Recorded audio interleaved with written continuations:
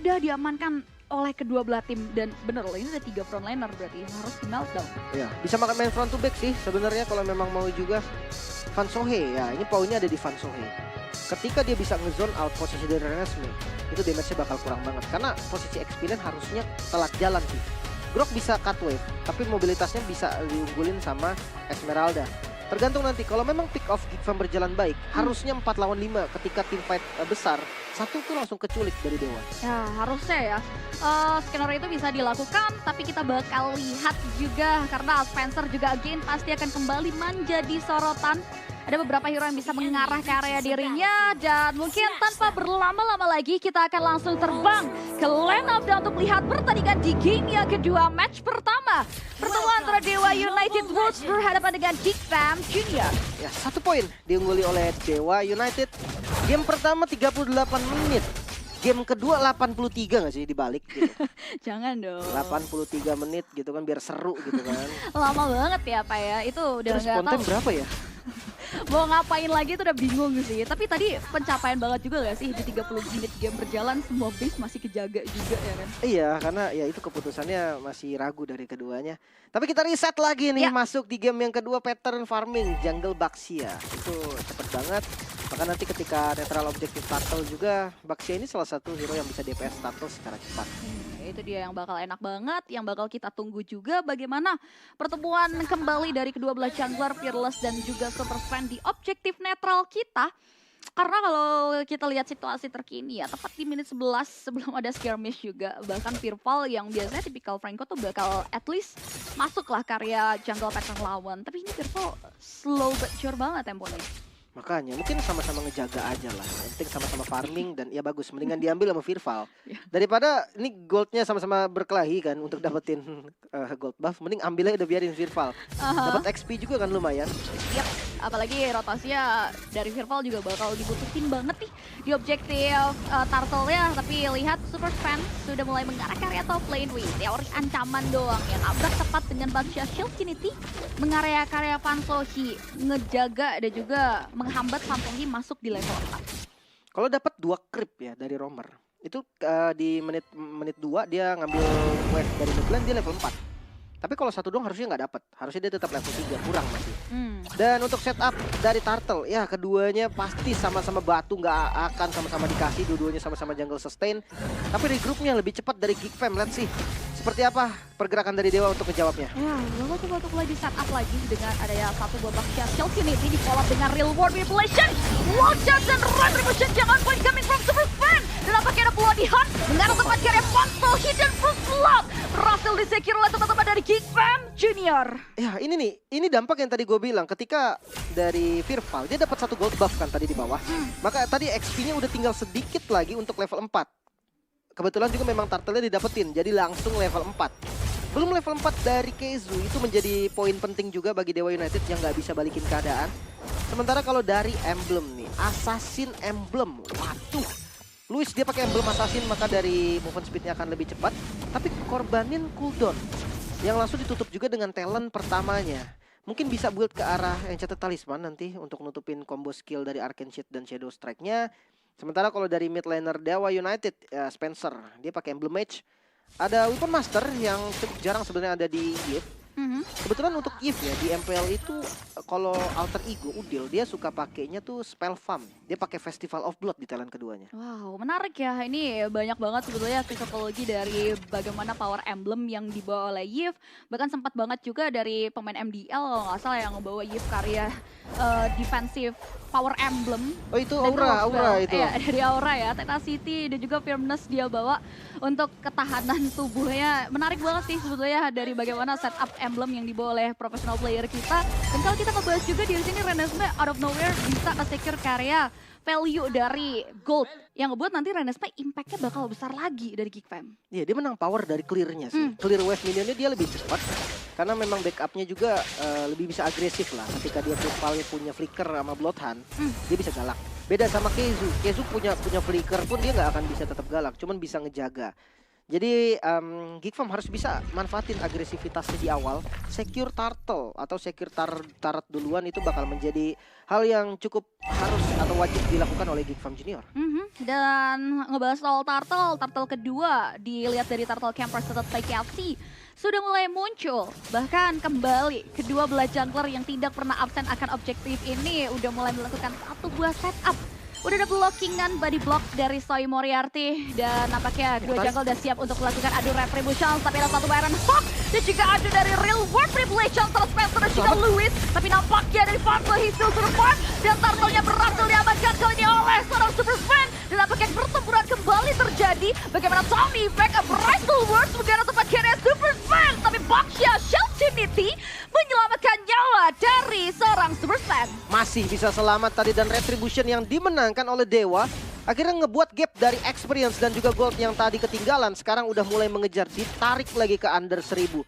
Gold lane-nya sama-sama nggak bisa join tadi, fokus ke arah clear minion dulu. Sementara untuk power dari XP lane, Van Sohe yang tadi selamat dari ancaman Bloodhound serta mungkin karena Renesmee juga nggak join jadi damage awalnya masih kurang. Tarik ya Bu. Bianchi in, Spearfall. Wah sayang banget dia flicker ke depan loh. Ya mau gak mau sih sebenarnya. Kayak yang ngebuang satu flicker mungkin jadi poin yang mahal. Tapi kalau Keizu yang buang flicker dia tetap masih bisa jaga posisi kok di belakang.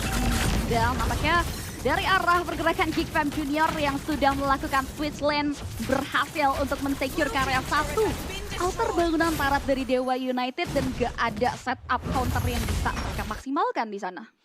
Oke. Memang dengan adanya power dari Beatrix match up dengan Iritel, ini yang harus dilakukan Geek Farm. Mereka harus dapetin objektifnya duluan. Jadi jangan ketika udah menang match up tapi nggak bisa dapetin turret. Nah itu yang jadi bahaya. Tapi Soy, wow, si Halberd di item yang pertama harus item kedua mungkin setelah Fear Hammer dan sebagainya. Ini menjadi mahal karena ketika lawan Esmeralda ya dari Van Sohe dia harus hati-hati nih, bisa dipanis. Ya itu dia, tapi ada satu Baron Hook, Bloodhound di follow up lagi dibalikin dengan ada sound effect dan serangan dari Van Sohe yang berhasil men-secure kira satu player dari Geek Fam Junior. Udah ragu sih tadi pas yang ketarik Fearless tuh gua serius nih mau dimakan gitu kan. Apalagi damage-nya nggak cukup karena mungkin kalau Renesmee sama Lewis ada di posisi yang sama tadi bisa lah ya. Mungkin itu pun masih ragu gua. Karena ada pressure urat bisa balikin keadaan. Ini nggak ada Renesmee juga. Itu dia. Jadi agak berat sementara Turtle kembali di setup dan Dewa kali ini yang narik. Ya kembali ada pertemuan lagi. Ada satu buah research juga yang dibawa oleh Lewis dengan real world manipulation yang bakal diadu. Sedangkan Van Sohe bertindak sebagai satu buah distraction. Tapi nampaknya Turtle berhasil diamankan oleh seorang Lewis. Ada punishment yang bakal segera dilakukan. Tapi Soy Moriarty masih bisa pelikat karena belakang dan falling Starborn yang dibuka oleh seorang Van Sohe membuat Soy harus tewas di area top lane. Walaupun bisa dapetin Turtle tadi ya yang lumayan banget. Lewis ternyata dia dapetin real world manipulation tadi jadi real world manipulation kopian. Tapi memang karena mungkin efek sisi yang begitu banyak wild touch tadi yang bagus banget dari Soy itu bisa ngebeli waktu agar nggak bisa retreat juga dari Fearless. The Council of Firval. Wow, flicker, Bloodhound, ngejar Renesmee dan instant kill. Berhasil di-secure oleh Renesmee. Gak ada heal juga, Keizu-nya nggak ada ulti, nggak ada bloom tadi. Ya. Dan oke, Du-nya udah mekar nih, Radezik udah bakal semakin kuat lagi. Biasanya padahal di awal tuh suka dikasih ke jungle-nya tau. Biar jungle-nya lebih sustain lagi, lebih ada damage juga. Tapi ke top lane pun nggak masalah. Sementara untuk item Ice Queen One sudah jadi dari Spencer, power utama dari utility-nya udah ada. Untuk mid lane lawannya Lewis, ya dia ke arah Clock of Destiny dan Lightning Truncheon bentar lagi juga jadi. Maka burst damage dari Lewis ini harus diperhatikan nih. Jangan sampai nanti tiba-tiba nggak expect damage-nya Lewis bisa tumbang. Soalnya dia belum assassin juga. Dia punya mobilitas yang lebih tinggi. Ya setuju sih, dia bakal fokus ke area penetrasi. Juga ada Arcane Fuse juga. Damage yang diberikan oleh Lewis ini udah mulai harus sebetulnya dipertimbangkan oleh Dewa United di kemudian menit yang akan berjalan juga. Karena lihat fokus dari Dewa United kini udah mulai terganggu dengan bagaimana rotasi yang cepat dilakukan oleh Geek Fam Junior. Berbawa karya Renesmee, Tarot sudah mulai difokuskan dengan damage build yang dia berikan. Dengan one charge, hingga tempat karya 3 player dari Dewa United yang masih bisa mundur ke belakang. Sedangkan ada satu barrel world manipulation yang kini dibalaskan dengan Spencer. Dan damage yang diberikan dengan Hippic Crossbow. Tumbang Firval, tumbang gitu saja ada Super Smash. One last hit, double kill. Berhasil diamankan oleh Renesmee yang kini terexpose. Harus diponis dengan damage yang diberikan oleh seorang Lewis. 3 ke 3 juga. Oh, belum selesai nampaknya Van Sohe masih bisa bermain di bagian belakang. Soy mau tidak mau harus ngebuang flickernya dan Luis tidak ada flicker. Bisa ditempel terus, bahkan flicker agresif juga keluar dari Van Sohe. Luis gak bisa kabur lagi, sakit banget damage-nya dan bakal bisa di-kill. Ya, 1 kill lagi menjadi bonus untuk Dewa United. Wow, jual beli serangan yang membuahkan hasil yang cukup optimal. Korban jiwa yang berjatuhan. Tapi sayang banget tadi korban jiwanya nggak cukup equal karena 4 untuk 3. Iya, iya. Itu posisinya juga dapat turret kan dari Geek Farm Junior. Mereka ngebuka tadi wall charge-nya sih tadi. Itu wall charge-nya Soy mahal banget sih.